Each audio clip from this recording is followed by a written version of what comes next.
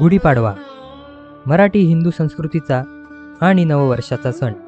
आपण चैत्र शुद्ध प्रतिपदा हा दिवस महापर्व म्हणून साजरा करतो. चैत्र शुद्ध प्रतिपदेला पहाटे लवकर उठतात, स्नान करतात आणि सूर्योदयानंतर ही गुढी उभारतात. या दिवशी महाराष्ट्रात लोक घराच्या प्रवेशद्वारी उंचावर गुढी उभारतात. उंच बांबूच्या काडीला कडुनिंबाची डहाळी, काडीच्या वरच्या टोकाला रेशमी वस्त्र अथवा साडी गुंडाळतात. सोबत भगवा ध्वज, फुलांचा हार आणि साखरेची गाठी बांधून त्यावर तांब्या धातूंचे भांडे बसवले जाते. गुढीचा बांबू पाटावर उभा केला जातो. हे विजय आणि समृद्धीचे प्रतीक आहे असे मानले जाते. तसेच गुढीपाडव्यापासूनच प्रभू श्रीराम जन्म उत्सवाच्या कार्यक्रमाचा सुद्धा प्रारंभ होतो. रामायणातही गुढीपाडव्याला विशेष महत्त्व आहे.